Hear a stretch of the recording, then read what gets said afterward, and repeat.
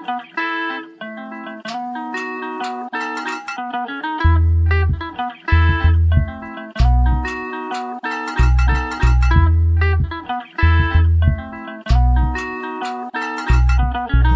the podcast, hablemos de lo nuevo. For the G's, by the G's, que pasa en el terreno. Vienen jugadores y se van, traiga lo nuevo. A huevo. Doesn't matter where you from. Salvador, Mexico, Honduras, Nicaragua. Todo mi latino, come and listen for an hour. TikTok, que traemos lo que quiere. Todo lo que pasa dentro y fuera de las redes. Really? You don't know what it is. Reportamos con la lupa what we see at the digs. En las buenas y en las malas yo diré la verdad. Si cometen un error o tienen habilidad, la calidad del rival cuando viene a jugar. Facts. Yo no me muerdo la lengua. Got love for the crest in the city I came from. Los campeones de campeones y con copas mi race. No empezamos el programa, soy la voz de LA One. Soy la voz de LA One. Love. Yeah.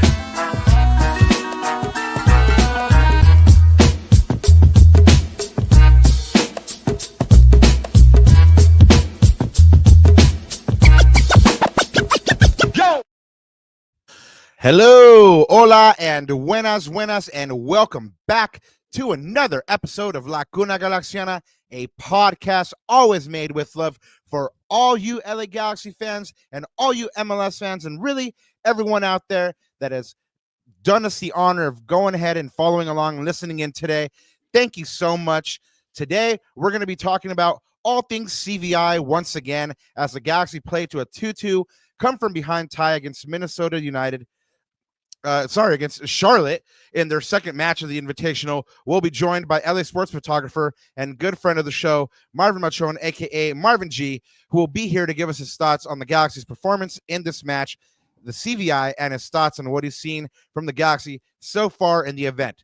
Plus, as one new G makes his debut, one Killer P goes out injured. All of that and more today on La Cuna Galaxiana. But before we get to our special guest, let me introduce myself. My name is Rob Halon. You can always find my written work at Extra Time Talk and the Sporting Tribune, and you can go ahead and find me online at El Escudero de LA. And of course, we have our newly minted member of the press corps, El Yerno Guapo y El Gitano Perdido, Anandita Kirana. Papa, it was your first time. Are you ever going to forget it? Oh man, I just want to say I'm grateful, man. I'm gonna cheat a little bit because I know it's a match reaction. You're like, what? Grateful match reaction? That doesn't make sense. But no. I'm gonna react to the day, and all I have to say is I'm just like amazing day, and just super grateful, man. It was really fun.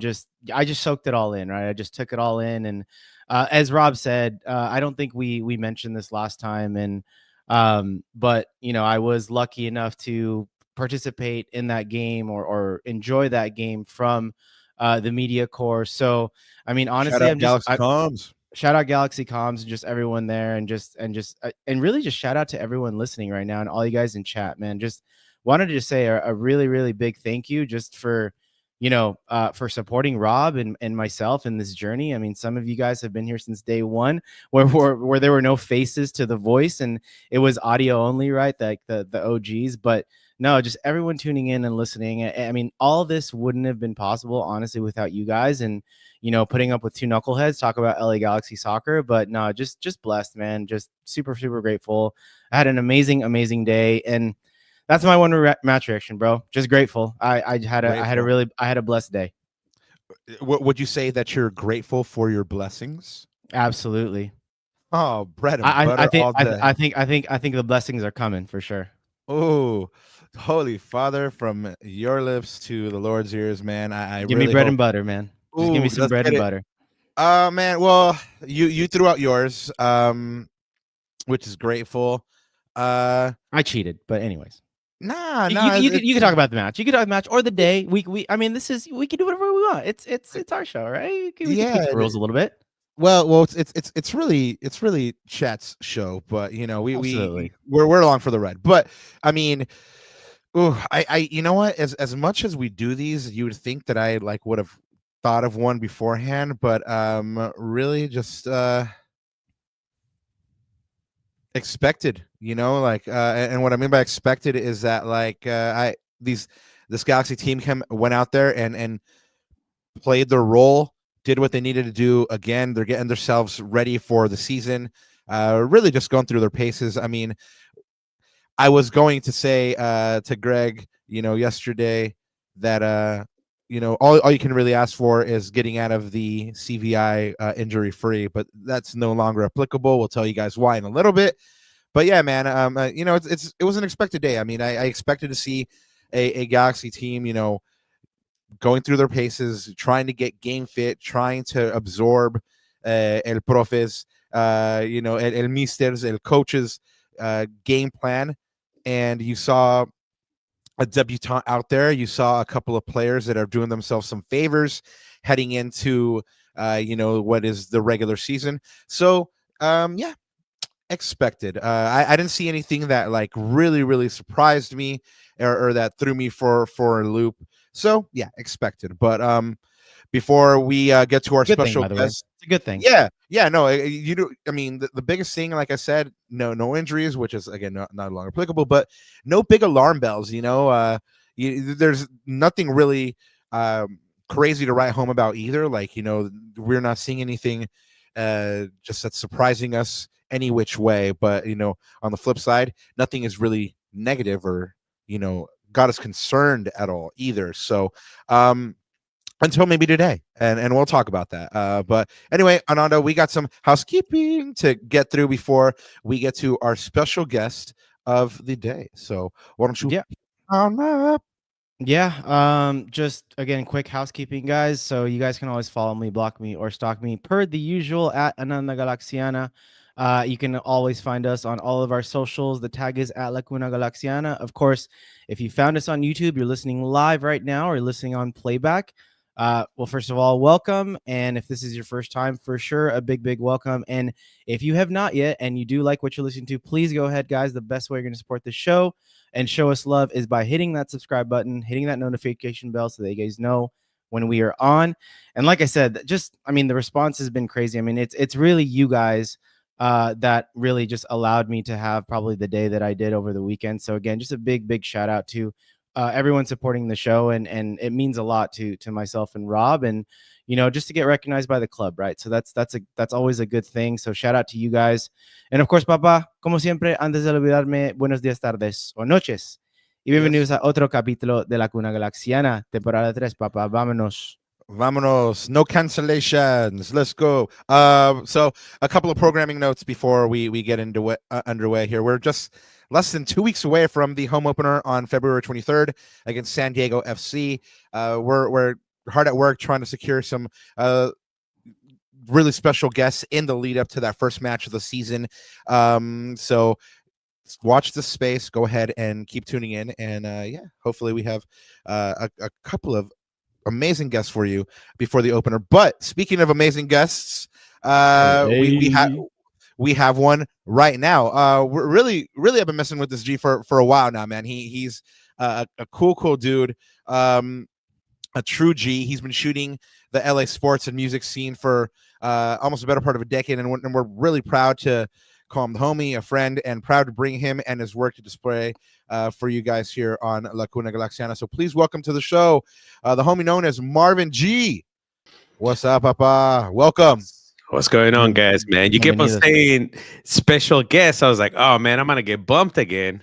Sheesh. Hey, you know what? Well, one of the things that you always counsel me on, you Yoda me on is like sound quality. And as soon as you came in, I was like, man, that's what he's always talking about. Look, his voice sounds so buttery. He just went up to you on the voice quality, Papa. I gotta say, I'm not even gonna front. All day. No. You heard it firsthand. I was whispering in your ear that Coachella Valley No, but man. I know I've been talking about it, but my voice, I'm kind of liking this deep bass on my voice right now. So I was kind of like excited to jump in with you guys, but we got Barry White on the pod. Well, you got Will Kuntz settings going on right now, Marvin. Yeah. Go on with your bad self. I know. I was like, I was excited. I was like, man, today at work, I was like, I'm gonna try not to talk a lot because I want to save my voice for these guys. And then you guys kept on saying special guests. I was like, oh man. I'm like, dude, I'm gonna get bumped again, man. But thank you guys for the kudos. You thought we were gonna Matt Damon you, man? Yeah, I thought you guys were gonna like tell me, you know what, we ran out of time. So, but it's cool to finally, link up with you guys on your pod. I'm a big fan, big supporter. I still remember Rob. We've been talking for a while. I remember when you sent me the first episode and you were like, "Hey, can you give me notes?" And I was like, I'm picky. I work with audio on the regular basis, so for me, audio is like number one. And I'm glad that you guys have done what, like 160 or something like that by now. Yeah, today is episode 169. Eh, Yeah, man, we're on the march to 200. I mean, for 200, we got a couple of shenanigans in the works. So again, watch this space. Hopefully, we make it to 200 and don't get canceled. But You guys will. Man. I'm proud of you guys. Let me just say it out there thanks, before man. we start. I just want to say I'm proud of both of you guys. Ananda, it was actually pretty cool to be there on over the weekend when you actually got to attend your first game as officially as part of the press. I was sharing with you guys. I'm not gonna mention his name, but I was there when somebody else that's coming through the ranks was there on his first day in the press box. And to me, it makes me so happy to see you guys coming up. I mean, I've only been covering the league for 5 years, but to see you guys, man, excited and to see the spark in your eye, and to me, it was a cool feeling, man. And I felt like, oh man, these are my little homies right here. They're coming up. So I don't know what the hell you guys are putting on that horchata, but keep on doing what you're doing, man. And you guys have a fan in me right here. Hey, No, we gracias, appreciate bud. that big time, man. But yeah, hey, by the way, like I just want to make clear to the fans too, guys, I'm not giving up my season tickets. Don't worry, I will be in the stands with you guys probably 80 to 90% of the time. I just and that's what we want to bring you guys, right? It's like Rob's view from the press box is going to be much different than my view. And Marvin, when you're doing photos, your view is going to be different as well. Like, and it's good to get those different viewpoints because certain goals, certain moments in the game, certain moments in the season are going to be narrated differently through the points of view of depending on where you're sitting in that moment, right? So, no, man, it's we keep this thing rolling. Yeah. It's a trip, ¿Cómo man. te sentís? ¿Cómo te sentís ahorita después de algunos días de enfermito? ¿Cómo estás? Yeah, I'm honestly, man, I'm just happy. Again, I'm kind of like this voice, and I'm kind of glad that it worked out with you guys, so I can give you my my sexy voice and be like, Ananda, buenos días, Ananda, buenas tardes, buenas noches, donde quiera que vosotros estéis, hombre. Como que la sexy voice. We do have a Comet 96 sighting. We do have a Primo Matthew sighting. Man, get on that van, Hey, get on that bus. Shout out to everyone, really quick. Shout out to everyone. Speaking of the support, man, and everyone in chat. Shout out Alex, man. Shout out Roughneck. Shout out Crespo. One and Only is always up in here. Man, just Big Matt, of course. G Cam, what's up, Papa? Los Yeah. Cuneros, I'm about it. Let's get that t-shirt going. And just so you guys know, we are going to bring you some announcements at the end of the show. So we usually do them at the beginning. Today we did not want to have our guest waiting because he's got a job to get to in the morning. So let's go ahead and pop this thing off. Let's get it going. Papa, we already gave our one-word match reaction to the game the other day against Charlotte. So give us yours. What you thinking? For me, it was inspiring because we have some trialists that are actually trying to make the team, and there's a couple of new players. I love seeing Dieguito Fagundez on the pitch. We were talking about him, and it makes me happy that it's kind of weird to say this about Diego Fagundez because he's only 29 years old, but at this point, he's one of the veteranos. Not only because he's been playing on the league for 13 years, but I mean, he knows the league, he knows the Vanney system, and from I don't know if many of you guys remember, but when Puig was absent last year, he actually picked up a lot of he balled out. He balled out. So to me, when I watched the game on Sunday, I was like, you know what? I like what I'm seeing. I like the way Jamane was playing, and to me, it kind of gave me. I was there last year for the same tournament. I remember last year having like a good feeling about the team after seeing him like the first 20 minutes. I was kind of having the same vibes on Sunday because I was like, okay, I see we're missing a couple of pieces, but you know what? I'm inspired. This team is actually inspiring me because it's showing me that they're able to create with the pieces that they already have. I know there's at least one more piece that's missing, but seeing it on the pitch for me, I was like, you know what? I think we're gonna be okay. I'm not gonna say that there's gonna be a doblete back to back. I think it's too early to say that, but to me, watching the game from the stands, I was happy with what I saw, and then the fact that they allowed the starters to play for about 60 minutes before the subs start coming in. I was just inspiring. I was like, you know what? I believe. I think we're gonna be in a good place this year. Yeah, you know what? It's it's interesting because you're one of the first G's that I've talked to that's kind of like buoyant and thinking like we're gonna be okay. Even Ananda and myself, we've said a couple of times on this podcast that we'll be happy with top 4, but we've had Fabio on, and we heard Tommy Boger yesterday at the Corner of the Galaxy live show talk about how they really believe that this team is going to be a top contender in the West, and maybe it's just our close proximity to the team, every day in and day out, that has us, kind of like more pessimistic.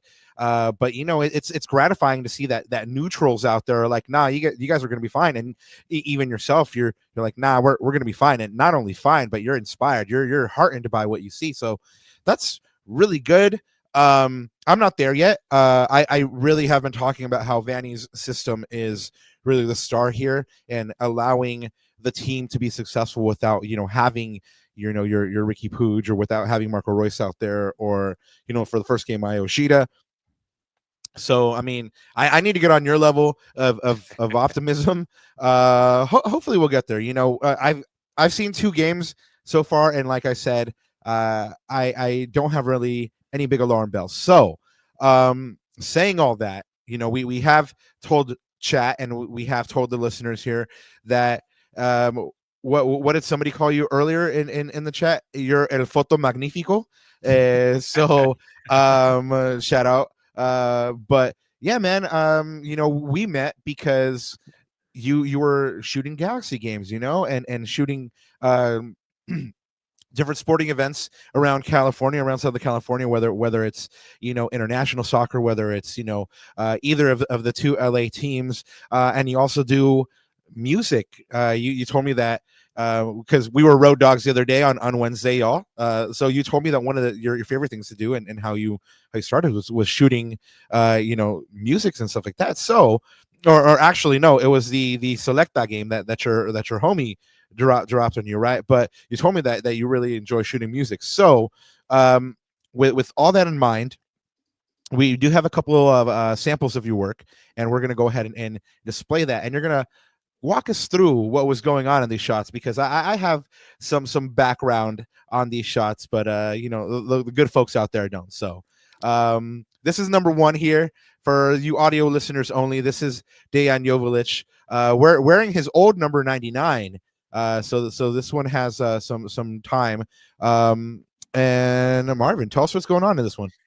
Well, to me, that was a special shot because, for one, that was Joveljic's first goal, I believe, with the Galaxy. But I know for sure it was the first goal against LAFC. But if you see it, I mean, that anytime there's a derby, I'm not gonna call it Trafico. I hate that name, by the way, so stupid. But to me, anytime there's a derby, there's a lot of passion, and just the fact that after he scored, he ran to the crowd or whatever, because you see at 32-52 is to his right. But the positioning of Romero on his knees, kind of like almost praying to Joveljic, to me, that was like a pretty cool image. I mean, it's funny because this image right here, I posted it on my Instagram, and I got hit up by, I think by then she was not the president, she was just a member of the ACB, and she goes, "Hey, we want to turn this into a sticker, So I was like, "Yeah, go for it." So they turned it into like a slap, and they caption it "bow down," because I mean, you see Romero like literally on his knees, and as a photographer, you always eyes are closed. His eyes are closed, and if you look, you can play back that clip from that game. I think it's a 2023 season, if I'm not mistaken. But if you see it, it happened probably it was like 1/50th of a second. He just went down, like slap his tights or whatever, close his eyes, and then boom, the moment was gone. But to me, I love the shot because that was the beginning of what Joveljic. I mean, he kind of showed a little bit of what he could have or what he was able to provide for the team. And just looking at that back and looking at where he was like 2 months ago, he was starting to become like a very big piece of this Galaxy squad. So to me, it's a special memory. Again, first goal with the Galaxy. I like Romero because he's Salvadorian, but just the position that it's almost like he's praying to him. I mean, to me, it was like a cool image, and even the cop that you see in the background, it looks like he's reaching for his radio. So I thought So it was kind of cool. somebody get this man day on. Yeah. So and then if you see everybody's dressed in black. I mean, you see it was pandemic time because everybody's wearing the mask, but all eyes are on Joveljic, and everybody's looking at him. And Romero, which he should be looking at the ball inside the net, he just closed his eyes for that split of a second. To me, this is like captures like the moment beautifully. Well, let's check out this next shot here. See, come Oh, on. we have a Grandsir signing here also in El Trafico. I remember this goal. Well. Tell us about it. Yeah, again, his image. Look at Crepeau's pissed off face. You see somebody who I think the Galaxy fans are gonna miss very dearly in the background celebrating that goal. So that's why when you guys, we're talking about images for the show, I was like, well, let me bring some of my favorites because it just shows people that might have changed teams. And Grandsir, if you remember, I always thought that he was at the right at the edge where he could have become a great player for the Galaxy, but he never quite made it over the bump. To me, that was a good moment because you can tell by looking at his face that he actually savored that moment. And that's one of the I have a lot of photos of Galaxy players celebrating, but the passion on that celebration for me will always stay in my mind because he felt it, and you know that he actually needed that goal. So Yeah, no, this one was a special one for him, and I agree. He was on the cusp. He was getting ready. Like I remember, Greg was making plans with this player, and then all of a sudden he was back to France. But everything happens for a reason, and a year later, you have a Gabriel Pec and a Joseph Paintsil on your wing. What do we have next, Ananda? Oh, speaking of Joseph Paintsil on your wing, here we have a battle between Joseph Paintsil and I believe that's Hollingshead. Yes. yes, Yep. Yeah. Tell us about this one. Again, I think this is from last year. You can tell by the jersey. That day, I don't know, man. It's the Derby. He brings out it's funny. I mean, you should know this when you go to the press box. That after a while, you start seeing the same reporters. You kind of develop rapport with them and stuff. And I know for the Galaxy LAFC derbies, it's very interesting because you're shooting with probably 30 LA photographers, plus you got league photographers, you got both of the clubs with their own photographers. So I was trying to do something different here, man. And I'm like, okay, what can I do for this particular game that is gonna differentiate these photos from the previous photos that I've shot?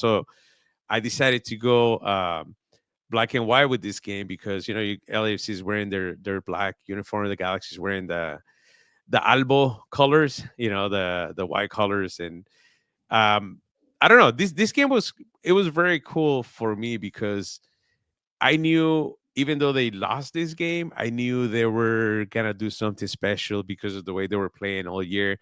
And I don't remember if I sent you a photo of Push from the same game, but Yeah, I No, think I don't you know. did. I'll skip to it right now. Yeah, but there's something cool about that. I just knew there was something special. Again, the whole black versus white. But look at his face in this photo, man. He's actually the 3252 were screaming at him. They were like they were saying hello to his mom and grandma and everybody else that's in his bloodline.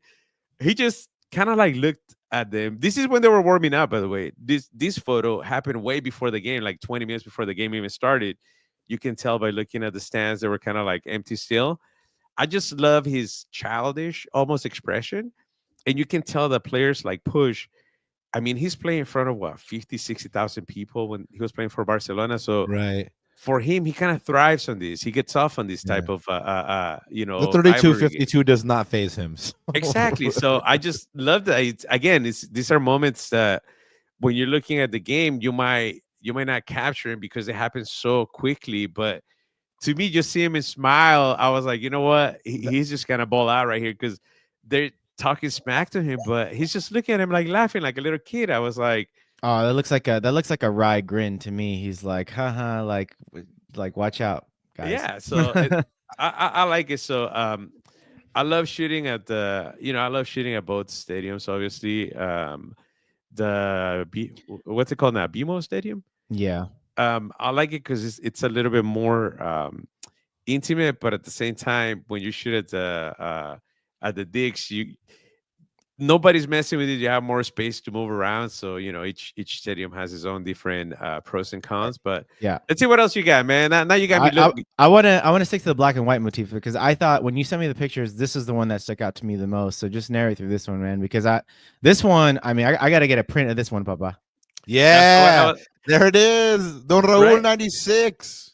Same thing. He's looking at the 32-52, and then Puig. I mean, of course, everybody knows who Puig is, so they were like directly screaming at him. But I just happened to look from the corner of my eye, and then I saw this like very mellow, very almost chill guy coming my way, right? And I was like, oh, okay. I was like, what the hell is that?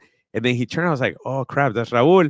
And then still, this is before the game. He was just taking it all in. It's again, you see a lot of people of Raul with the hand, right, showing the five fingers. So to me, this kind of symbolizes almost the same thing, but without putting the rings out there. And you can see it after 26 years with the Galaxy, he still takes the time to like enjoy those little moments that maybe other players or other employees take for granted. So not only that, but I know with Rob, you were telling me that officially he is your wife's tío, so I figure I will throw it in there too to make you smile. Exactly. I'm gonna have to show her this photo and be like, "Mira tu tío, your rescuer, your knight in shining armor." Yeah, no, that one is real. I mean, they're all like really beautiful, but that one is probably my favorite as well. It's or this one this one music shot that you sent me, which I really loved. Before that one, I'll get you to I'll show you guys my second favorite one. And when I saw this, it like gave me an emotional response and not the best way possible, and you guys will understand why. So I'm gonna pull this one out. This was super good, man. Super powerful. Oh well, Yes, but do you definitely. remember? See, this is very interesting because I don't know if you guys remember when there was rumor of a boycott coming up, right? Everybody was talking about it, and I felt that the Galaxy just kind of like try to, like sweep it under the rug in a way. They try to minimize the effort they basically try to minimize the movement by the fans, and then with the old administration, they're like, you know what, we're bigger than that. We're not gonna listen to these guys. They're like doing it because, and they try to like flip the narrative a little bit. They try to say that the fans didn't love the club, and they try to put it back on the fans. So I started talking to people. I started meeting people, and then I was like, you know what? I don't think these guys are getting enough coverage on the press. So I just went out there to this is when they were set to unveil I believe the third kit. Yeah, that's exactly right. That was the Right. kit reveal day.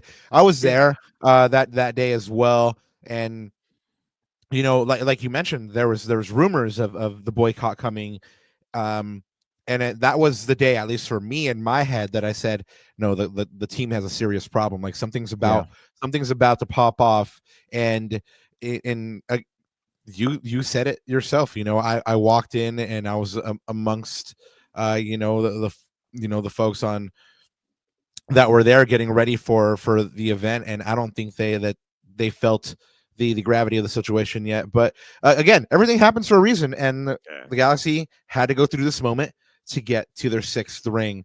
So yeah, no, that is part of the history, and I mean, I'm glad you shot it. Yeah. I don't know if you remember, but again, they were not getting any press coverage at all. So I just started talking to people. I was like, hey, do you guys mind if I come along? I put out 2 videos, one for the that I shot the same day as that photo that you showed, just to kind of show him. And then it was it was cool because it almost had a militant vibe when when I just met up with them and started following them around with my camera, and I was like, this is kind of cool. They're in an urban environment. They're about to do this big thing that nobody anticipated. How it's gonna it was gonna be like snowball, and it was gonna become this big thing. The second time that I shot one, it was opening day at the digs. Again, nobody was covering that. I mean, you saw people posting images of like cell phone images or whatever, but everybody was just like just dismissing them like whatever. I remember being at the stadium and having the ACV section empty and hearing the drums outside. So Right.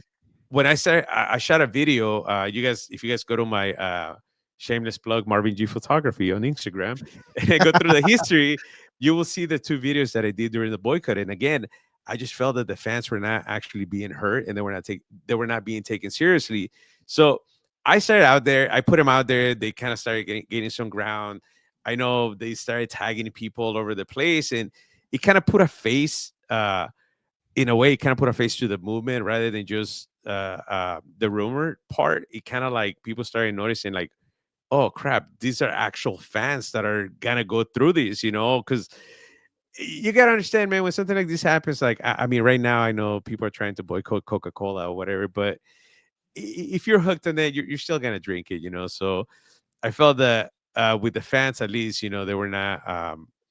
I don't know. They were just not being given a platform for them to kind of like, speak their minds, and I think that their voice was being drowned by the machine that the Galaxy was at the time. So I'm glad that I got these shots because, like you say, Rob, it's gonna be part of the club's history, and I'm just glad that I was there. I mean, thank you to ACV and the Outlaws because I just showed up with my little camera downtown and I started talking to him. They're like, "Yeah, just roll with us," Well, we're grateful that you were there, not only for that moment, but for those El Traficos.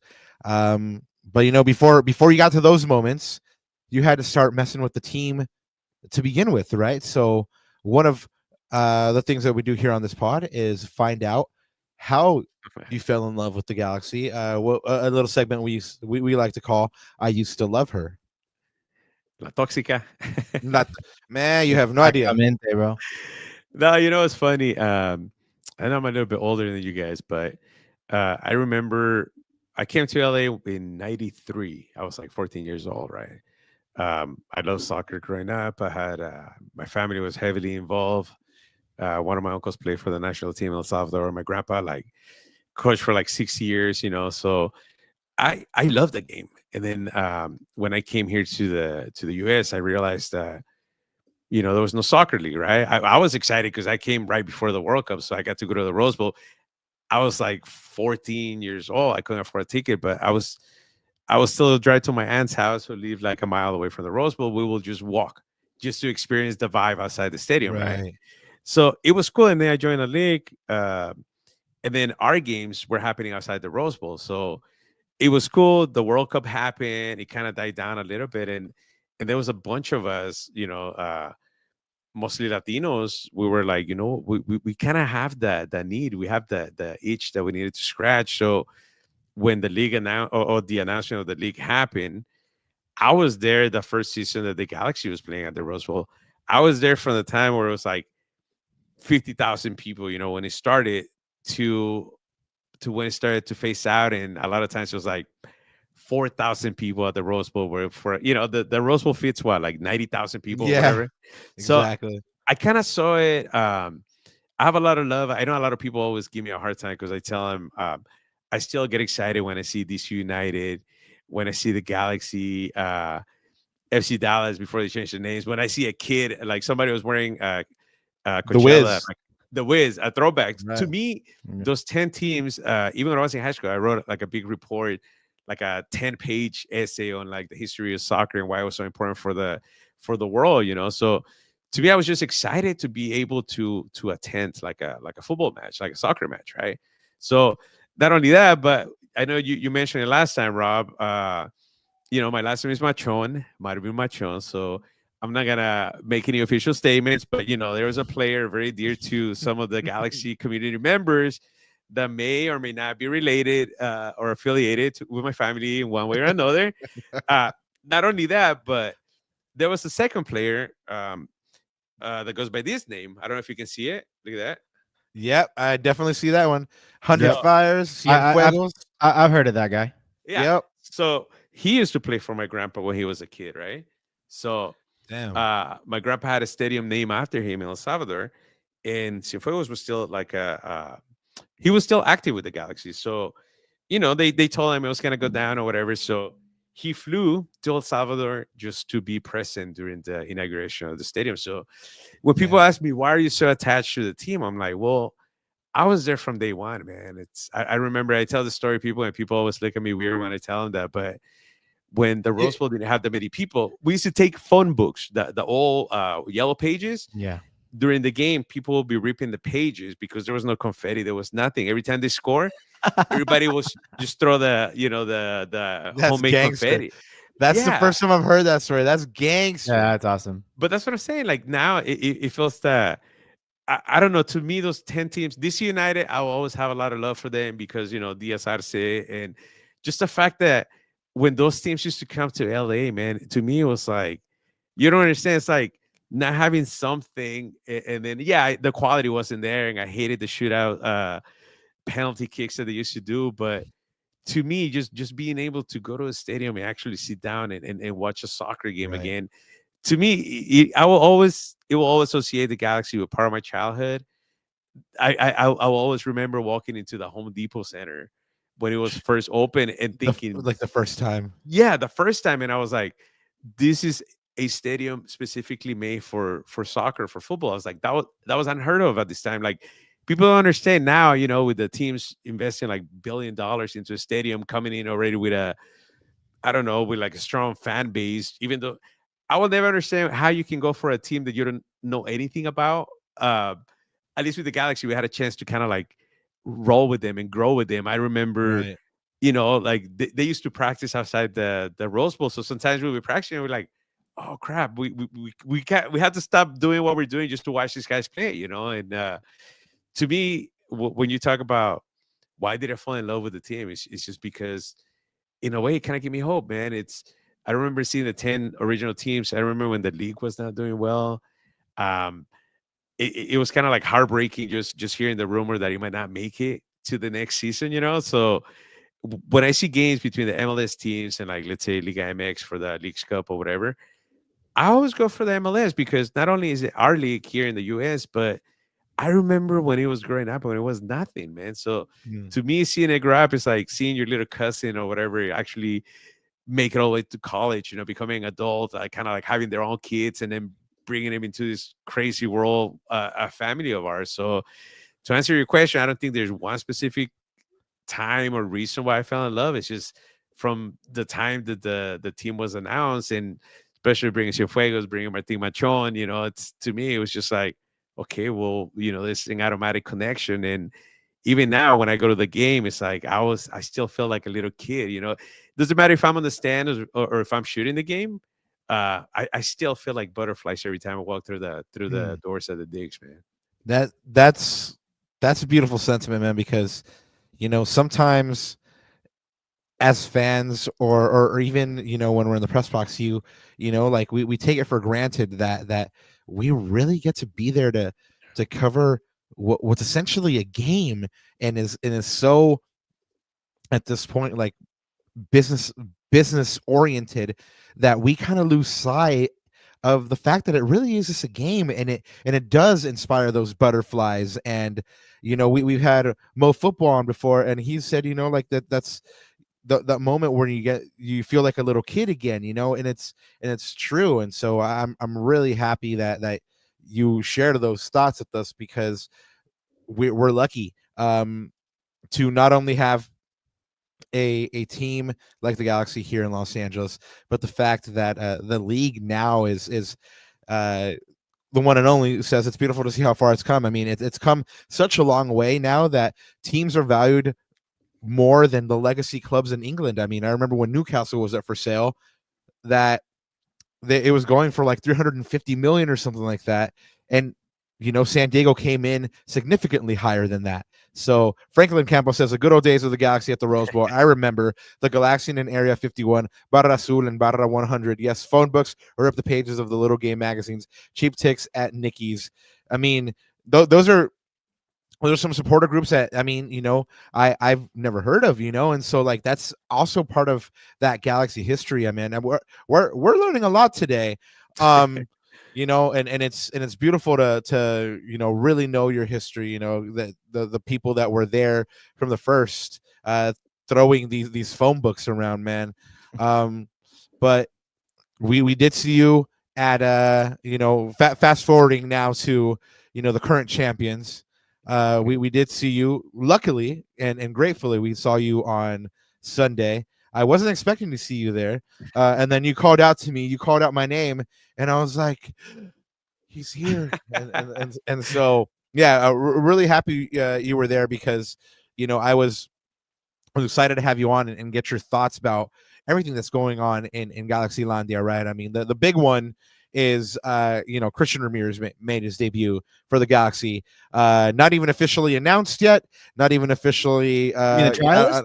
You mean the yes. Trialist? Yeah, exactly. The Trialist. So the Trialist played for the Galaxy before being officially announced, and yes, he was listed as Trialist on the starting 11. I mean, I don't know if they just I don't know, like could have come up with something better, like just like maybe the initials or something like that. But he was wearing number 17. It's yet to remain. It's yet to be seen if that's going to be his actual number. I believe Ruben Ramos was wearing it the other day on the first day of the Invitational. So who knows what numbers he's going to have. But Christian Ramirez did play for the Galaxy already. The other big piece of news that's going around is that per Tom Bogert, the LA Galaxy are finalizing a deal to sign Brazilian youth international Mateus Nascimento on loan from Brazil side Botafogo via the U22 initiative. The 20-year-old already has a bunch of first-team appearances, 96 to be exact, for his club, 12 goals in 4,250 minutes. So let's get your reaction to this one, Marvin, because in light of some news that we got today, it looks like there might be one less player in the attacking ranks. So what do you think about this one, specifically the fact his age and the fact that it's a loan? I mean, it's cool because, I mean, if you think about it, they tried the experiment with Grandsir, Cabral,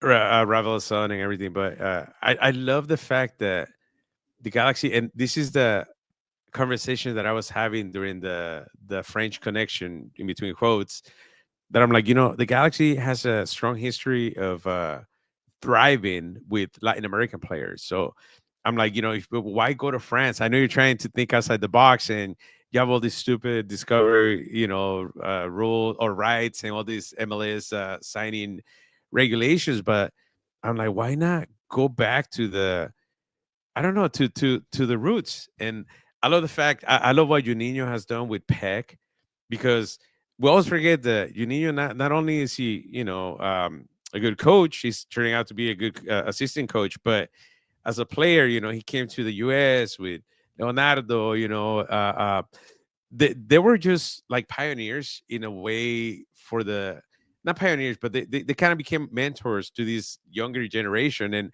I love seeing, I don't know if you ever pay attention to Pec, the way he talks to Juninho and the way Juninho talks to Pec, he talks to him like a little brother, big brother, little brother.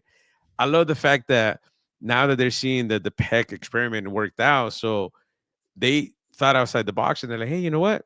We like you. You have a mentor. We have a Brazilian coach that can help him get used to not just the league, but the country and everything as a whole. So why not go back and try it again? I mean, I think if you take a player on loan, I mean, even better that it's under 22 player. What's there to lose? I mean, if anything, he has like a mediocre season, and then you get other teams in the league interested, like it happened with Cabral. I'm not saying he was mediocre, but I'm saying that eventually, if you were to make that purchase for an under 22-year-old player, you will still find a market or a team where you can just, you'll be able to sell it within the league. I like it. I like the youth. I like the fact that, I respect Vanney ball, but at the same time, I know Rob has a conversation with the Brazilian style that one of the things that I used to love about Costa is that he was the only player that was taking players one-on-one. He was the only one that he will give us like moments of I don't know, like beautiful soccer. So I think having another Brazilian in the equation is just gonna, I don't know, it's gonna bring like the, not the joga bonito, not to that point, but it's gonna bring beautiful soccer back to LA. I'm excited. I'm looking forward to see what he's gonna be able to do within Vanney's system. But imagine him playing with Dieguito, with Paintsil, with Pec once Puig comes back, or Royce. I mean, I think within the MLS limits, the sky can be the limit for this guy. Anandita, what are your thoughts initially? I know you've had a couple days to mull Nascimento over. If I know you, you probably went and looked at his stats. Where he gets down. I know you're probably like even thinking about a future Galacticos video. One thing that jumped out to me in this picture is my man has a cross on, and the homie G Cam said something about a Bible study in Portuguese. I'm gonna have to learn some Portuguese to get down on that, but he done miracles on us last year, brought us the title. So I'm about them. That fellowship and getting together. Good. Like we always say, they want good players but good men as well. So I'm liking the fact that they're so together. We saw pictures of the team the other day just like playing board games together. So if Nascimento is going to be just one more that's going to be on that tip, welcome. But Ananda, what are you thinking? Yeah, honestly, man, I'm gonna be honest with you guys. I haven't even scouted this guy that much, to be honest with you. And even when I go to FB Ref and look at all the stats, like he hasn't really played that many minutes, Rob. I mean, it seems like just I think you said that he's played 4,250 minutes, but let's realize this, guys. He made his breakthrough at Botafogo at the age of 16, and in 4 years he's only played 4,250 minutes. So that's not a lot. I mean, I haven't looked at his international career, but here's the one thing I'll say about this, and I'll get into the profile in a sec, because I did have a good conversation with Alex Ruiz, by the way, guys. Shout out to a friend of the show, Alex Ruiz. He wrote a really, really good article, scouting article. So he's done his homework for sure, and go ahead and check that out, the Galactic Tribune. But the one thing I'll say is this. The fact that we lost Decky, I want to say now 10 days ago or 2 weeks ago, in fact. And the fact that we have replaced them essentially already, even though it's not official, with the Trialist, as well as a pending incoming. So we've essentially replaced one spot with two guys. And I think, remember, the holdup with Christian Ramirez is that, with Galaxy fans at least, is that they were afraid that he wouldn't handle the minutes load, right? Well, in this particular case, you filled that spot with two guys that have completely different profiles. One is more of a, I would say, a true number 9, more of a physical, I would say, specimen. Like, I mean, Christian Ramirez is definitely taller. I think we were talking about it, man. That guy's big, right? He's bigger than we thought he was. 6'2", just like he looks like he's built like a tank, and he's got really, really good physique. And then this guy, though, is completely different. He's a little bit more rangy, more wiry, a little bit more lanky. He's 20, so he's still growing and developing into his body, and his profile is completely different. He's not a natural number 9. At this point, he's almost developed to I would say, a second striker or a number 10 even. Look, the best comp I could come up with at this point is Joao Felix. He's got that same physical profile. He's got those same attacking instincts where he likes to dribble against his players or against his defender 1v1 to get that space and separation. He likes to drop deep, receive the ball, and then rush through the midfield and break the lines that way. And he hasn't developed into a guy yet, as from what I've seen, that's gotten to that box. So I think for the Galaxy, though, this is low risk, high reward. And the fact that we are quickly replacing that hole at number 9, I think for me as a fan, that's my big takeaway from this, is how the Galaxy are approaching this. And TBD, but I think in theory and on paper, it makes a lot of sense. Yeah, I like it.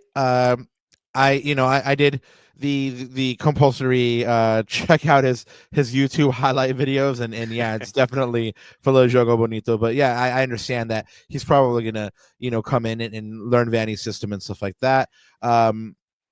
But yeah, just based on what I've seen so far, just looking at his stats, you're right. He hasn't played a lot of minutes, but it's that untapped potential that I think that they're after. I mean, I think he could really blossom a la Pec here.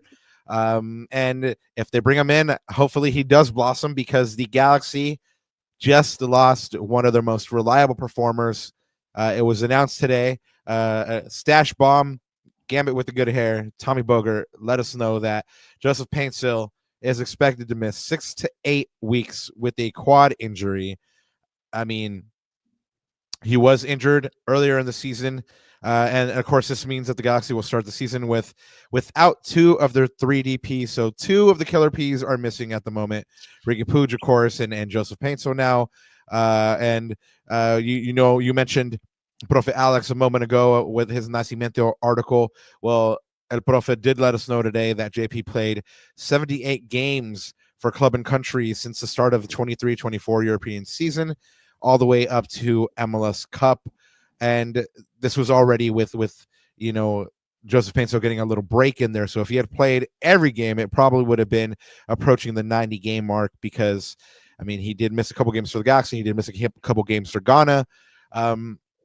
So this is an overload here for Joseph Paintsil. So something was bound to happen, man. And honestly, I hope now that he's out, he gets the time to recover and really recover and get that rest and get back to 100, because the Galaxy are going to need him.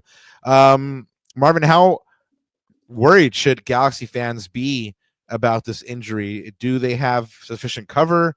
What are you seeing about this? What was your initial reaction? I mean, he was out last year too. Remember that? So we lost him for a few games. I don't know. I'm not too worried, because I mean, it's happening in preseason, which is a good time for the injury to happen.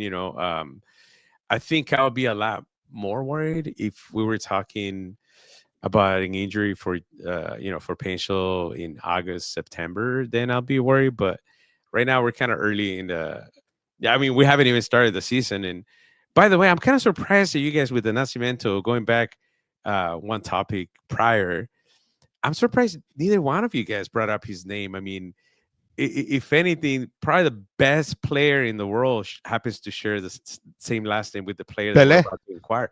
Exactly. Edson Orantes do Nascimento. So all we need is to be like 5% of what Pelé was, and then we'll be good. But with JP, I think we're good, man. I think like I was telling you, I've always been high, and I'm still very high on Fagundez, and I think Fagundez did a good job. At least during preseason, kind of like filling in for Paintsil. I think maybe having Royce in the mix, giving it some minutes, it will kind of like is the lift a little bit for the rest of the players. But again, 6 to 8 weeks. If we're talking in August, September, then I'll be worried. But for now, I'm with you guys, man.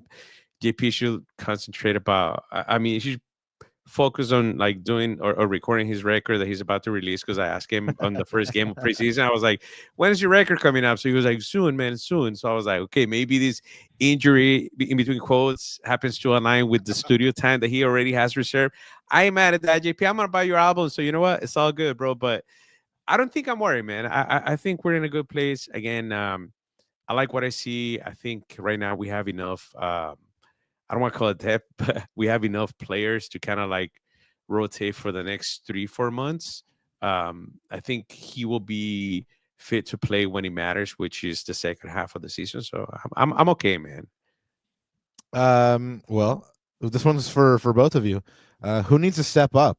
We'll just go right back to you, Marvin. Who needs to step up in JP's absence? I think Cuevas is gonna have to step up, because we lost.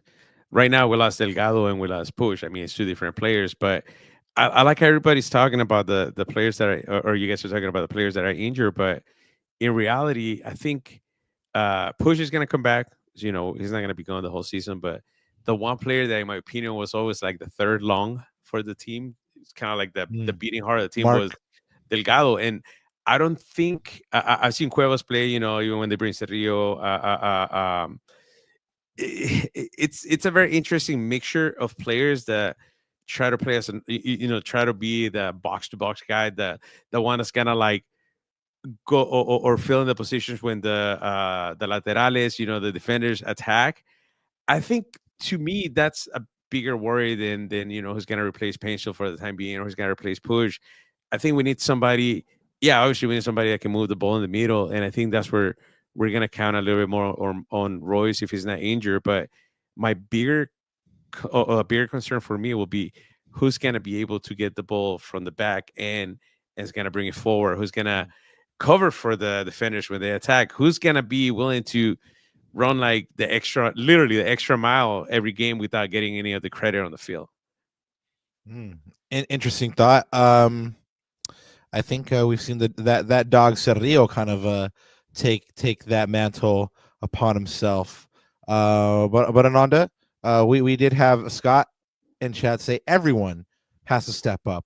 What are your thoughts on this one? Who needs to step up?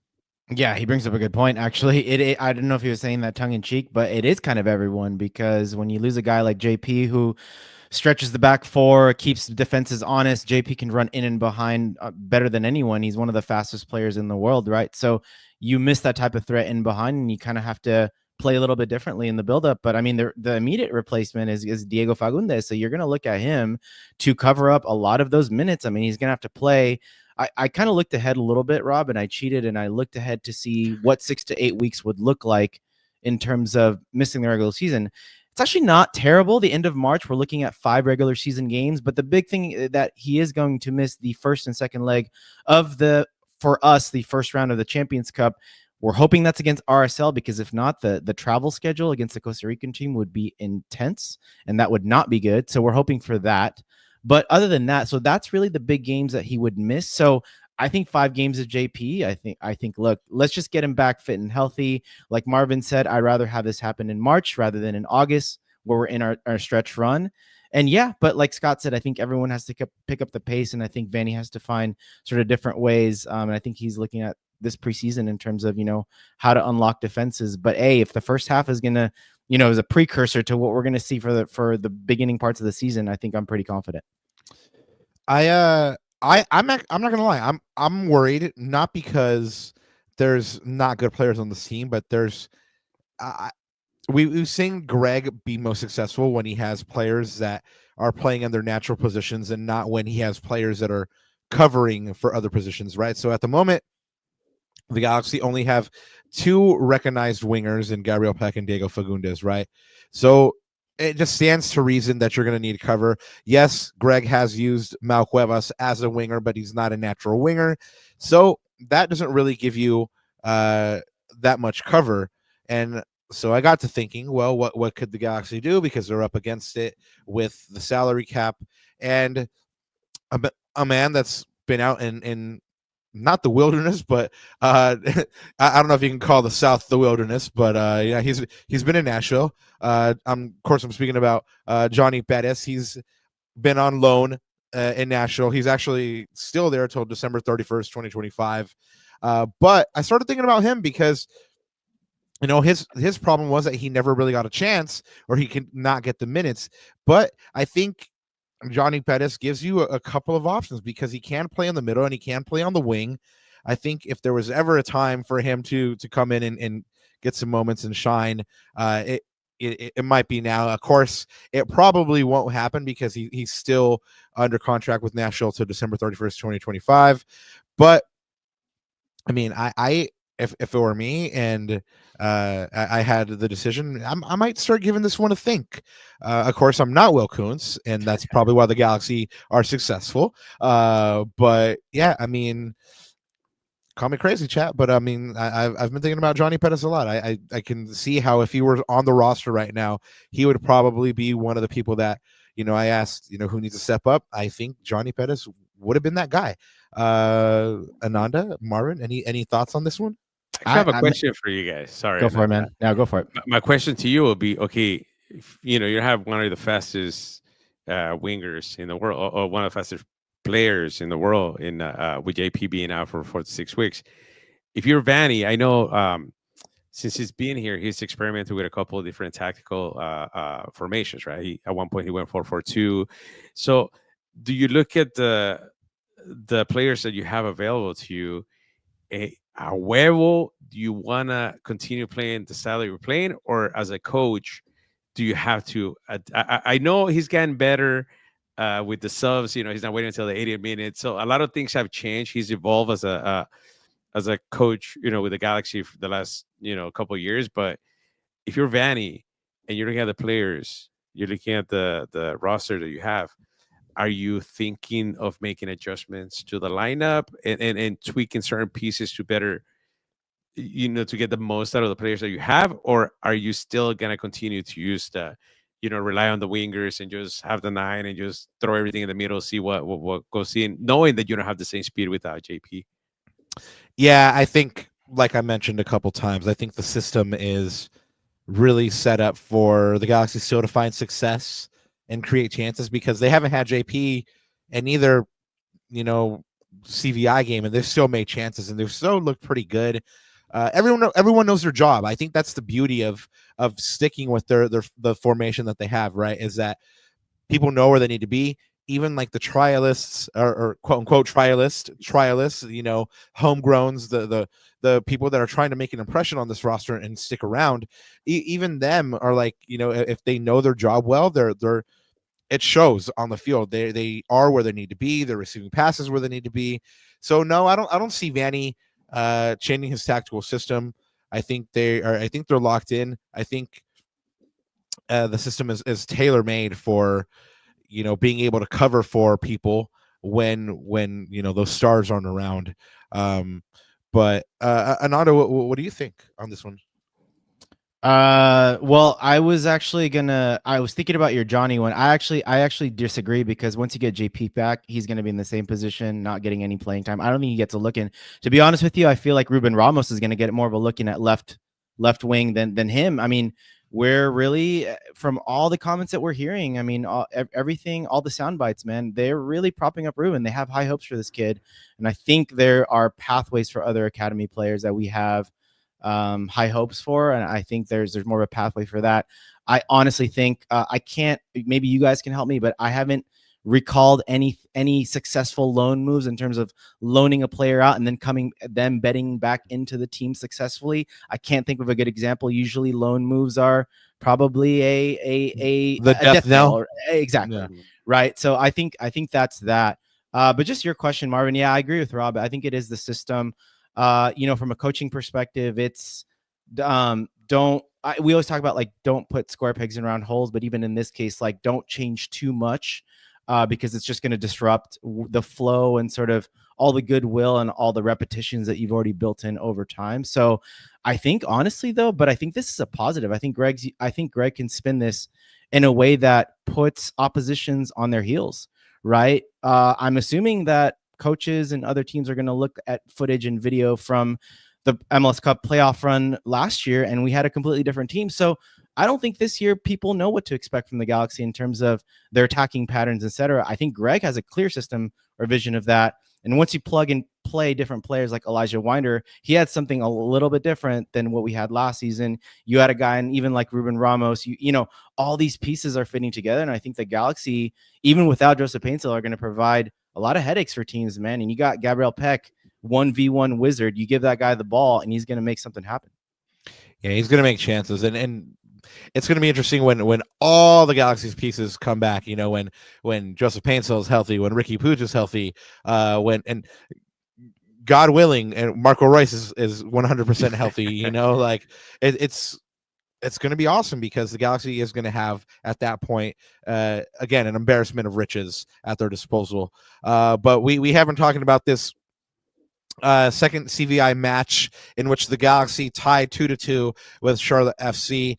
Your goal scorers in that one were Miguel Berry and Maya Yoshida. Berry, of course, ties this one up, so the Galaxy can go ahead and preserve their unbeaten streak in the CVI. And Maya gets the first one off a thumping header, picking up where he left off, doing really well on set pieces. But the starting 11 here is At least in the goal, a little bit expected based on what Greg's been saying about the goalkeeper position. Novak Mikovic goes ahead and starts, and the rest of the lineup is a pretty strong lineup.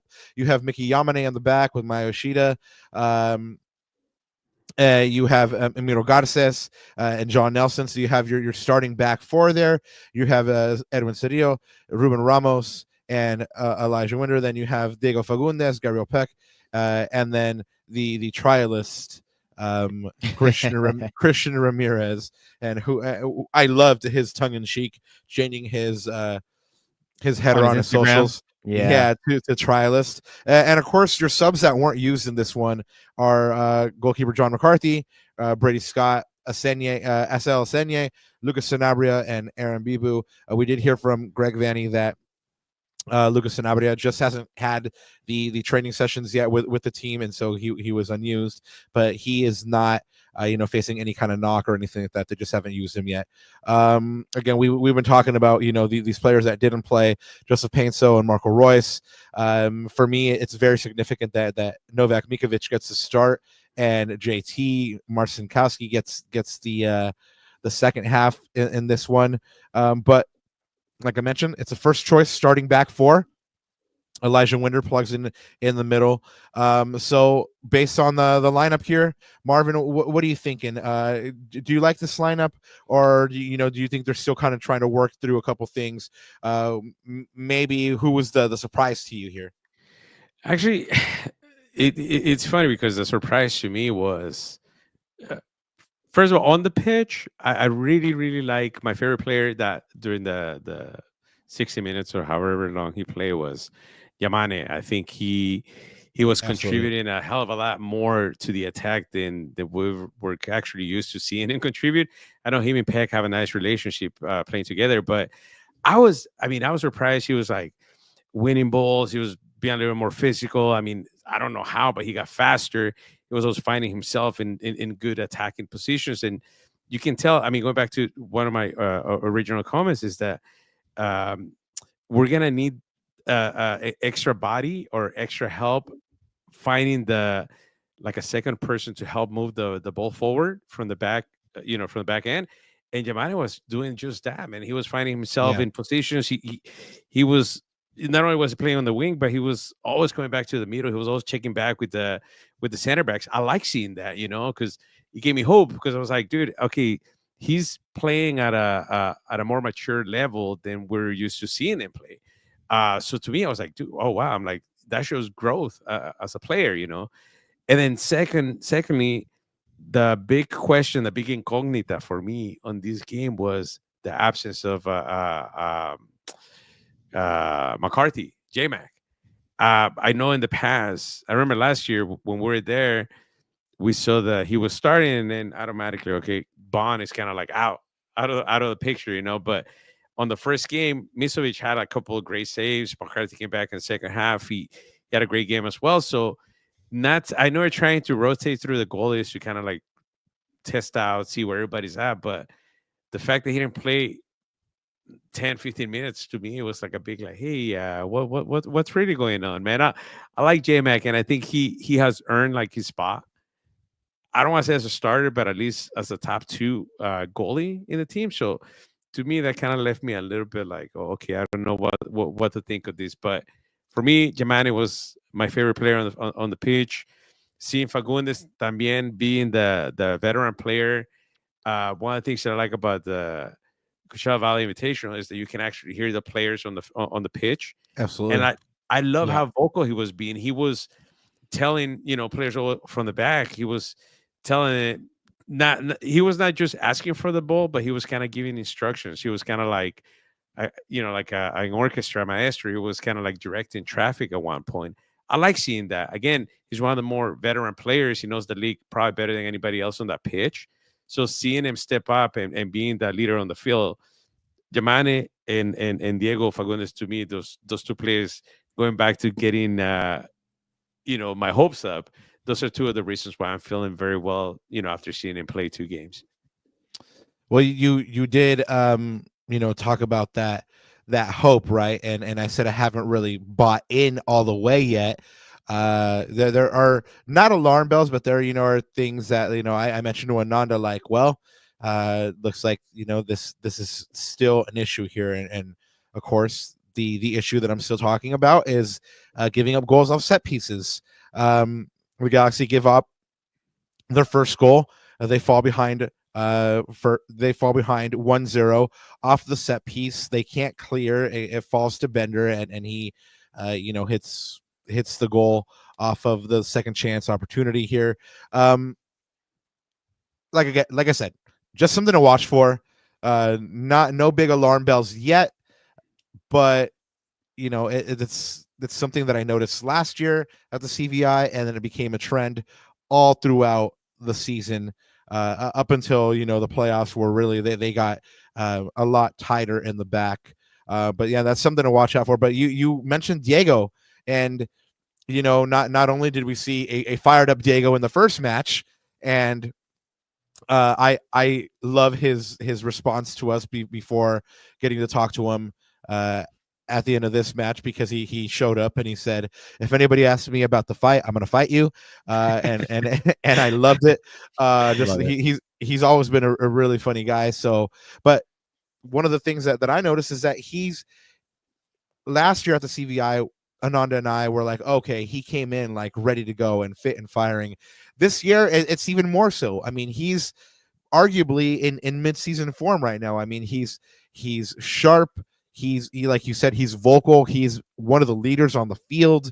There was that one challenge that he won right in front of us. Remember, guys? Exactly. He sprinted back and and everyone like gave a nice little ovation for that challenge. So yeah, he's up for it, man.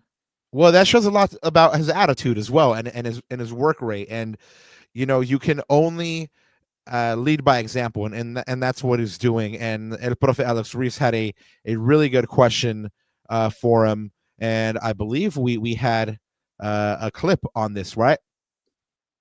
I think it's huge. I think against Miami last year, it was definitely a tone setter. And this year we can do the same thing. But I think we're even doing it here in preseason. We know what kind of team we want to be, what kind of team how we want to play, and that's what we're trying to do. And then when the 23rd comes, we're going to make sure that we're going to put the best 11 players out there that can make the game happen. Yeah, he's ready, man. Yeah, he's ready, and like I said, if he's on the field leading by example, I feel like these players are going to be ready as well. What are you thinking when you see this fit and firing and fired up Diego, Marvin? I just Diego, if you're listening to this, I know you're a big fan of La Cuna Galaxiana. I just want you to end each interview or start each interview by going, Papi Juancho. I'm telling you, man. I mean, we always forget the Diego. You're better looking, man. Don't even trip. No, but I'm saying he's got the swag. He's got the Papi Chulo thing going for him. But what I'm saying is, like, with Diego, it's like we forget I mean, he's only 29 years old, I believe, right? He's been playing in this league for I think this is the 13th season. He's been playing professionally in this country since he was 16 years old. So to me, I mean, not only does that show like the how good he's taking care of himself physically, mentally, but I mean, when I see him, man, it's he's got something about him. He's got an aura about him that it's actually cool to see him be the veterano now, just step up to where Martin was last year, and be one of the leaders in the team. Not only is he more familiar now with the Vanney system, but he's just, I mean, when you look at Fagundez, you see what he did on the first preseason game. First, it was a friendly. And then he went against somebody who was like 8 inches taller than him and hit him back down. I mean, he was physical. To me, I mean, that's how you earn the respect. I mean, I'm nobody to say that I respect him, but I'm sure all the fans see that. And not only was he a fan favorite like the year before, but I think this year he's gonna be one of the faces that are gonna be associated with the Galaxy name. So I like seeing that, man. Diego, I want you to do better than you did last year. I think the team is gonna need you more this year. So we're all cheering for you, bro. Interestingly enough, he did let us know when we spoke to him that he wasn't personally satisfied with his numbers last year or how he did last year. So, I think if anything, he's going to be trying to, like you said, take it up even another level. It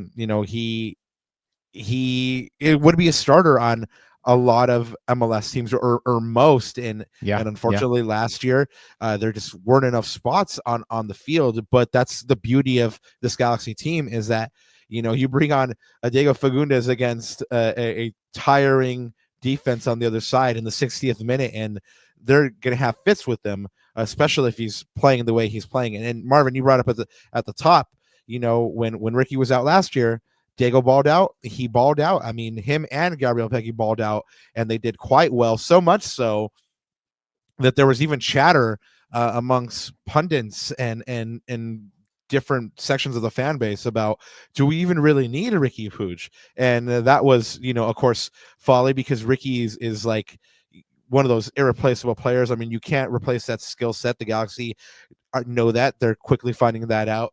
But just to give you an illustration of how well these two players did, Gabriel Pec and Diego Fagundez. And, so flipping over to the next wing, since we've spoken about Diego on the left, and now we speak about Gabriel Pec on the right. I mean, he looks incredible, guys. I mean, he's in peak physical shape. He's taken on his defenders. I mean, he's skinned a couple of those defenders already. He's had highlight reel moments. He's playing really good ball. Ananda had the opportunity to ask Greg Vanney about what he thinks Gabriel Pec's ceiling might be for this year, if he might be on the MVP shortlist for 2025. And this is what Greg had to say to Ananda. Yeah, I think, look, he's been outstanding in the early parts of the 3 games that he's played so far. He's been like really good. So I think for us is continuing the progression that he's on. I still would like to see him do more of his final actions at speed. Sometimes he'll decelerate a little bit, and that gives the opposition a chance to get numbers around or maybe block the shot. And so I think keeping his tempo up, which he did as the season built, but I think his tendency in preseason is to slow down and try to be perfect instead of be dynamic, and the rest of it will come because he's a quality player. So I think it's just continuing to, again, when to be outside, how we can use him without Riqui sometimes is to be the playmaker and sometimes to be the play finisher. And so it'll be a nice responsibility for him that that he'll have to carry for our group, which can highlight some of the things that he's been growing at, I think. But I mean, he's really, really difficult to defend, and we've done a good job in preseason of finding ways to get him on the ball in one-on-ones and 2v1s and situations where he can cause problems. So even in training, the final action hasn't been as sharp for him yet, but it's not something we've done a lot of because as guys come in, we don't do a ton of finishing at the beginning. So it's something over the next 2 weeks that we'll start to increase a little bit more. So. Can I just say, guys? Can I just say, like, newsflash? Greg just drops bars, and this man knows this man knows coaching. That's all I got to say. Yeah, I mean, fools that are like Vanney out. I don't know, but Mr. Foto Magnifico, for you, do you think that Gabriel Pec might be on the MVP shortlist come 2025 based on what we've seen?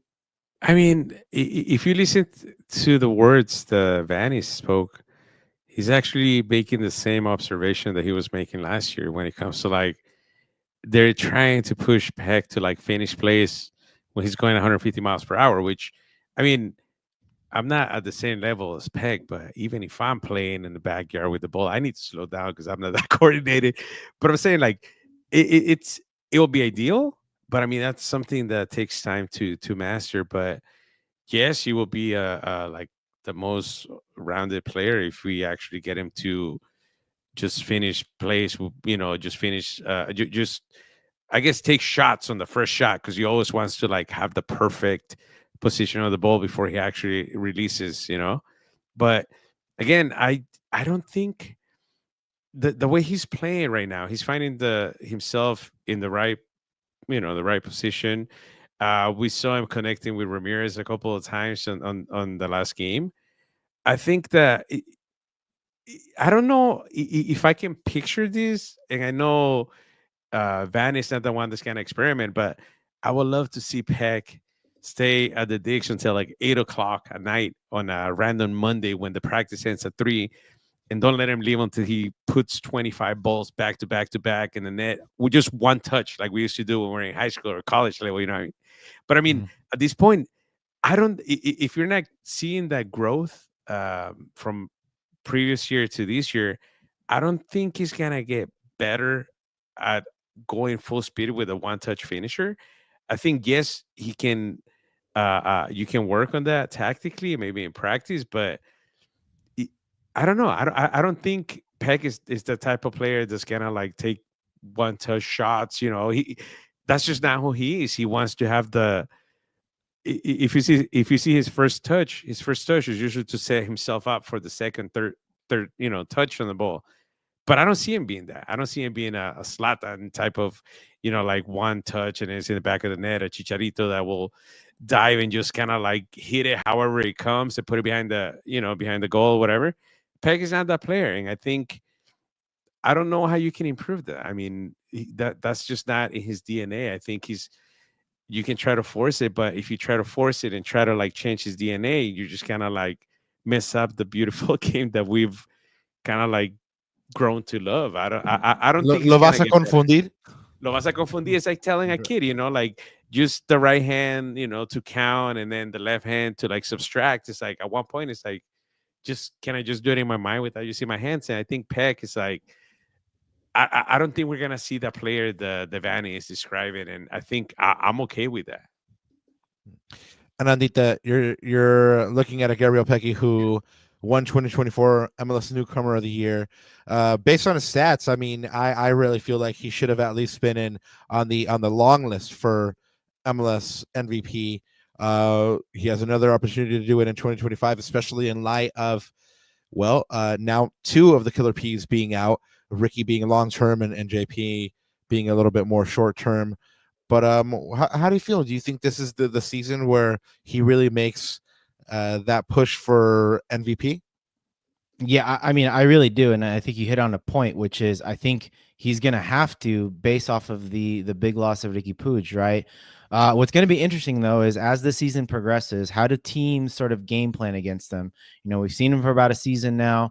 Our team's going to start doubling up. I know New York tried to slow him down a couple of times, and they play with a wingback system, so they try to double up on him with the wingback. I think it was Token on the day, and he got a couple opportunities off, but I think that's going to be the interesting point. So I think when Greg is talking about that finishing at speed, there is a little bit of a tendency that he does decelerate through the ball a little bit on his final action. So I think that's what Greg's specifically talking about. But if you attack defenders at speed, they go off balance. So as soon as you try, you're basically, the defender is reacting to you. And if you're doing things at top speed, there's no way the defender is going to react to you, right? So I think that's the unpredictability, the added unpredictability that Greg's talking about.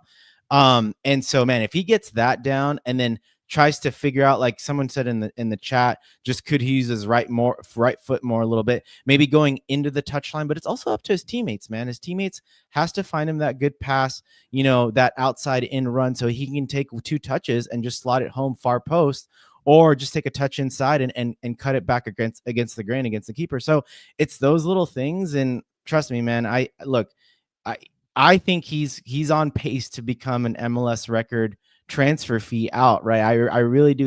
I think he's on that trajectory. Knock on wood, no injuries and all that good stuff. But yeah, man, I think he's on a really good pace right now. We did see an example of that. Marvin, you were talking earlier about who's going to advance the ball.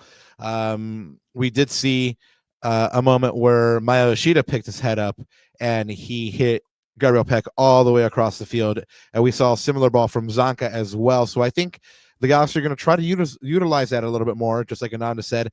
Gabriel Pec hung in that touch line and making that outside run in, getting that long ball over the top. It remains to be seen whether he's going to be that MLS MVP that the Galaxy need for him to be, but I know for damn sure he's gonna do his damnedest and put up some numbers this year. Marvin, did you have a moment of the match the other day? Yeah, I actually got to try the shrimp and steak fries. To me, That I mean, that was the that is the highlight, moment of the man. match. You don't understand. It's like we were talking about that because I saw somebody eating it on Wednesday, and I was like going crazy, Yeah, trying to we find him we until were I found him. both going crazy for those. Those looked fire. So you would recommend? Yeah, I would recommend it. But check this out. I don't know. I mean, if you guys are on the kind of like thinking 50-50, maybe next year, I'm going to go to the Coachella Valley Invitational or whatever. The best moment for me, to be honest with you, Rob, is because we were there on Wednesday, we kind of knew the layout a little bit better. So I met a couple of people, and then we were talking, and then they were sitting all the way at the bottom. I was like, no, no, no. You guys got to come with us. Come second row from the back. You know why?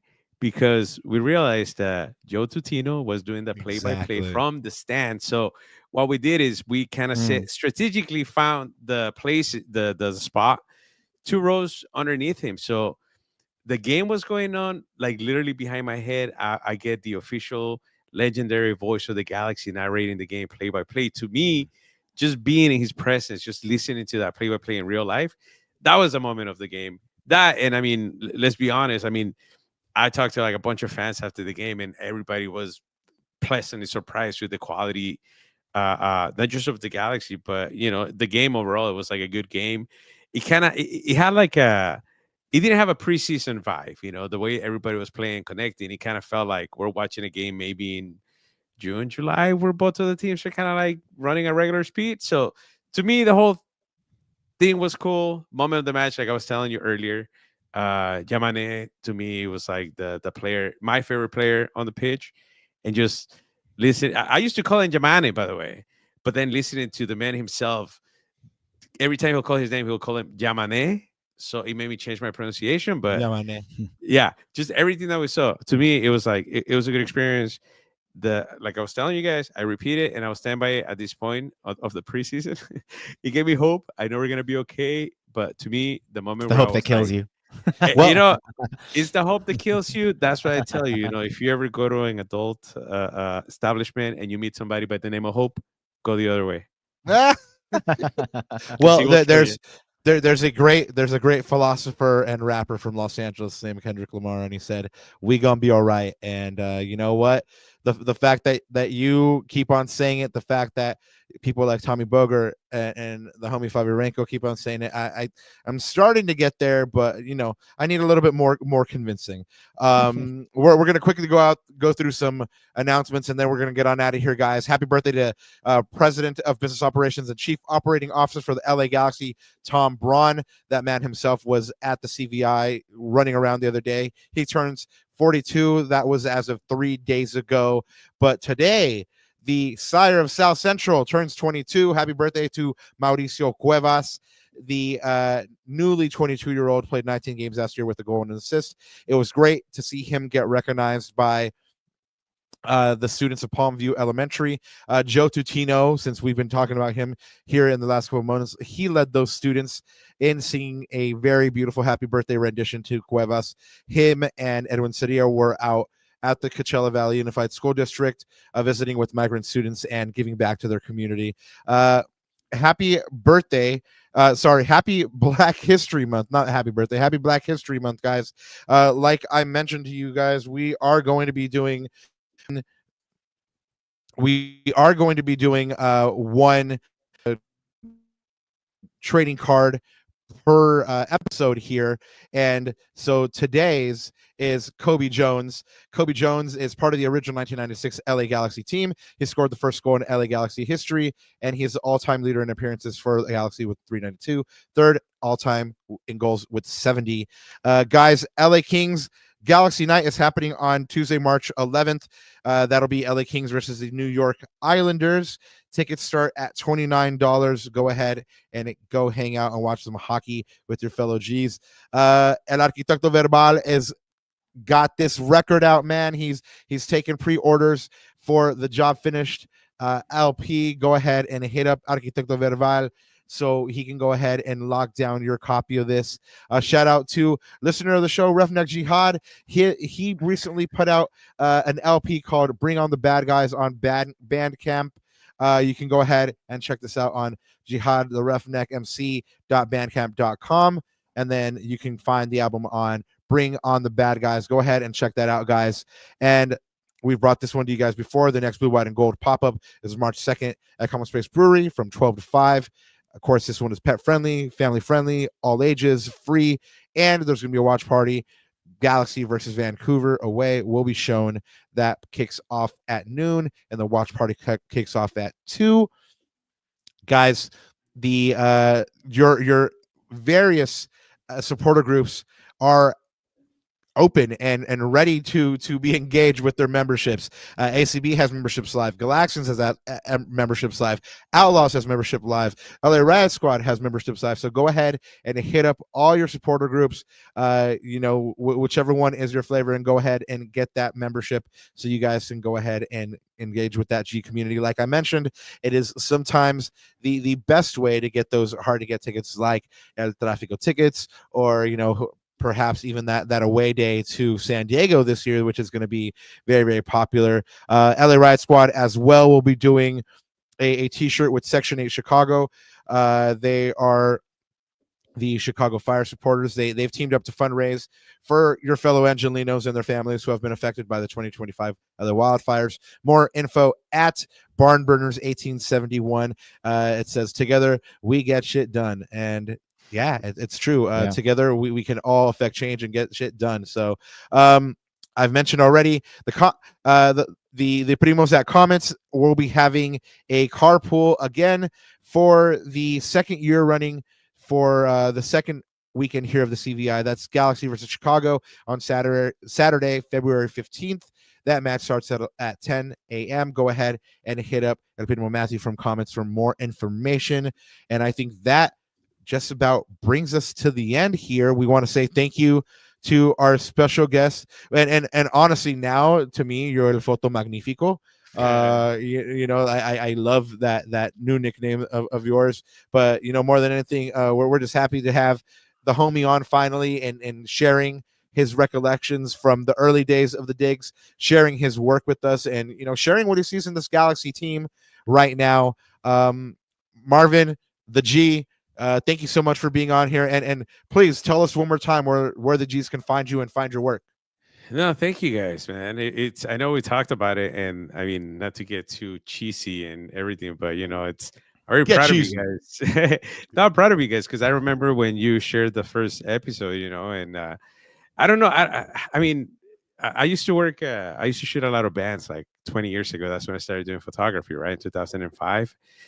And I mean, I was out like Monday, Wednesday, Thursday, Friday, Saturday, sometimes Sundays.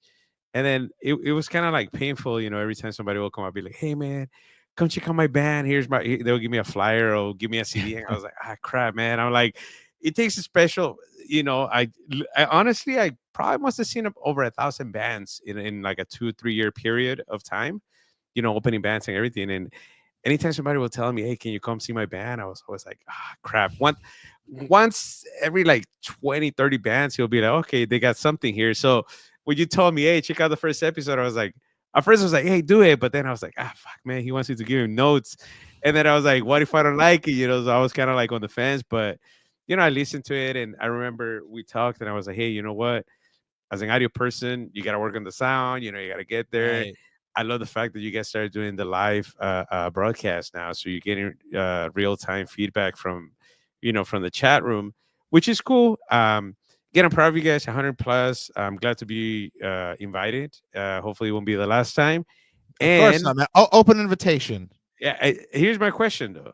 You guys have the announcements section, but if somebody wanted to get an announcement read by you, how do they get that announcement to you guys? So you guys can share it with the Galaxy community. DM us. Hit us up. DMs DM are us. open. And slide in those DMs. And the proof is right here. The other day the G Melvin hits me up and he said, "Hey, man, do me this favor. Would you go ahead and send a happy birthday to my little sister, to my hermanita, and I was like, yo, first off, I was like, yo, I'm just super honored to be asked by you, man. So I sent Jackie a happy birthday. So happy birthday, Jackie, as well.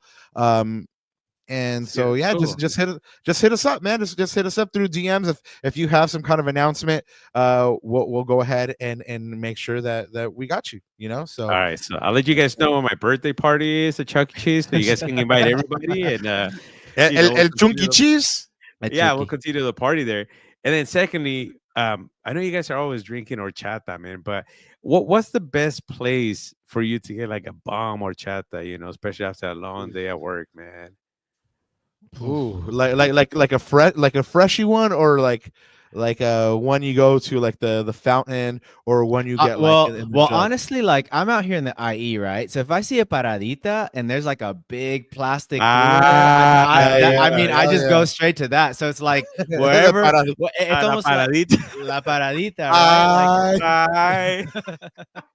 All right, well, thank you guys for having If me you over, know, you man. know. If you know, you know. Hey, I- No doubt, man. We really appreciate you coming on. Really appreciate you sharing your work. Before I forget, you mentioned bands. Geez, if you want to come laugh at me, I'm going to be playing my first show in 11 years. For Wildfire Relief as well. That'll It's be going bachata, down right? Yeah, exactly. It's a mix of bachata, bluegrass, polka, and Swedish death metal. But no, it's gonna be some like singer-songwriter stuff, like the softer side of Rob. But it's gonna be some old tunes, some new tunes, and a couple covers, and really just, like I said, just trying to do my bit for Los Angeles. Going down on 3/22, March 22nd at Boomtown Brewery. Down in downtown LA. So if you G's want to come and laugh and heckle, that's where I'll be. Dude, your mom shouldn't tell you that anymore, man. She should stop like heckling when you do a show, man. Yeah, I know, but she's mean like that, bro. She's like, you suck. Hey, Rob, since you had a last shout out, I'm gonna throw in my last shout out here before we wrap it up. But and this was, by the way, this was my moment of the match, I guess, or moment of the post match. But just a huge shout out to the Podfather, man. Just another successfully done post match show. We were out interviewing Greg and the players, so we got there a little late, but this is a nice little photo of just podcast royalty, bro. And of course, Mr. Alex Ruiz right there in front of the cup. This is the one right here. This is the photo. Man, Absolutely. Alex has been working out, huh? He looks a little Yeah. bigger. We talked about that. Confirmed. I asked him. I was like, "Yo, man, you're getting swole up." He's like, "Oh yeah, I've been hitting the gym, so pretty much you're not gonna be able to tell Alex anything because he'll just whoop up on you." So huge shout out to Podfather. If you guys haven't caught it yet, I think he dropped that earlier today. So go ahead and check that out, man. A lot of good nuggets from all the Galaxy faithful. Next on this humble little pod that loves you all, the Galaxy continue the CVI here in 2025 by squaring up against Minnesota United on Wednesday, February 12th. That one goes down at 11 a.m. And of course, we'll be back with you guys on Thursday, February 10th. We're going to be reacting to that Minnesota match. It's going to be the third one of the CVI, and looking at how the Galaxy could end the Invitational against Chicago, what they might look like. That one goes down on the 15th, and in preparation of their home opener just a week later. But until we meet again, guys, only one thing left to say is thank you to our special guest, Marvin the G. From myself, Marvin, and my co-host, Ananda Kirana, LA Strong, go Luka and the Lakers all day. Vamos Campeones, and G's up. Do yo, Iraquinho.